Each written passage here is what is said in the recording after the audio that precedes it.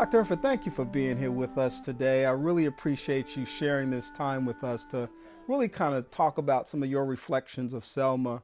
In light of this big movie that has been released, there's so many conversations taking place. And even before we get to that, I want to just simply say that congratulations on the recent naming of the new school after you. I thought it was a very fitting tribute as a civil rights pioneer right here in our community. The whole community is very proud of you, and we appreciate everything that you've done. You're very welcome. So, Dr. Hereford, what are your thoughts about that day? As they say, I was on cloud nine. I mean, I was just overwhelmed with the events. And as I said, when I was on the stage, other than my wedding and the birth of my children, that is really the greatest day of my life. And just to see to know what those people thought about me, to name that school in my honor, it's really just a thrill, a real thrill. Dr. Hereford, it's 2015, and it's been 50 years. It's kind of hard to believe since that dreaded day on the Edmund Pettus Bridge in Selma, Alabama.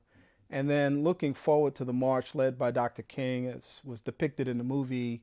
And what an incredible experience that was for so many people living at that time. What are your reflections on that day? I remember that vividly. We had heard about the march, but we hadn't seen a lot on TV.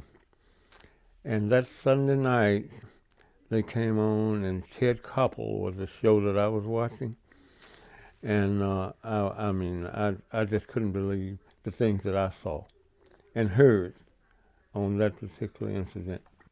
One of the things that I think the movie Selma shows us is that 50 years ago, people were struggling with the whole issue of the sense that their rights were being violated, that there was a lot of destructiveness in society, that people were angry, people were frustrated, and there were a lot of protests as a result of that.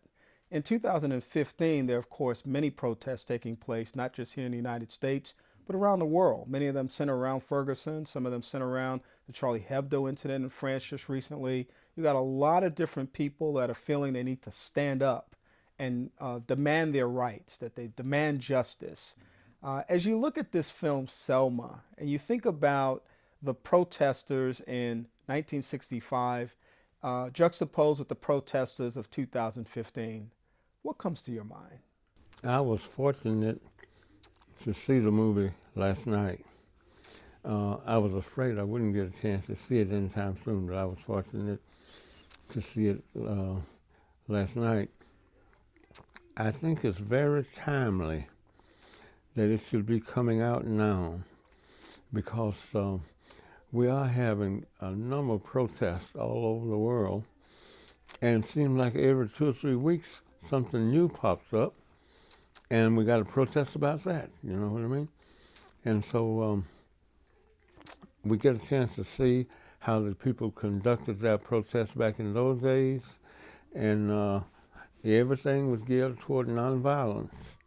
And I'm so glad that the majority of our incidents recently have been nonviolent also. And I certainly appreciate the participation of the other races and the other ethnic groups coming in and joining with us. When I was in protest back 50, 51, 52 years ago, it was almost 98% black, all of the participants. And when we think about the segregation efforts here in Huntsville, they were really vastly different than the ones that took place in Birmingham, Montgomery, Selma, and other places around this state and the nation. Yes, I was one of the leaders. All of our protests, all of our demonstrations were completely nonviolent. We were determined that we were going to remain nonviolent. We were also determined that we were not going to stop until we got what we were asking for. And we did that. Dr. Hereford, do you think that young people in 2015 really connect with what happened some 50 plus years ago and the struggle that existed? Perhaps they take things for granted today. Do you think the message is being transmitted from the previous generation to the generation of today effectively? But from some of the things I've seen and some of the things I've heard, I get the impression that it is not being passed on effectively. Uh, I'll just give you an example. Um, we have a lot of baseball players who don't know anything about Jackie Robinson. Mm. People who are actually making big, big money right now, and they know very little about Jackie Robinson. Some of them don't know anything about him at all. Mm. And I'm meeting from day to day people who can't believe that things used to be the way they used to be. They can't believe they were like that. Like, for instance, I talked to some kids not too long ago, and they just couldn't imagine that we couldn't go to Burger King, that we couldn't go to McDonald's, you know, that we couldn't use the restroom at a service station, you know. Travel from Huntsville to Mobile, no place to get a drink of water, no place to use the restroom, no place to get anything to eat, no place to sleep, even if you got sleepy, if your car broke down. No place to sleep. Even if they were renting the rooms for $10 and you offered the proprietor $100, you still couldn't get a room. You know, that's just the way it was. He absolutely was not going to let you have a room.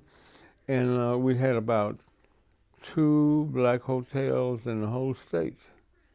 No black motels. Mm-hmm.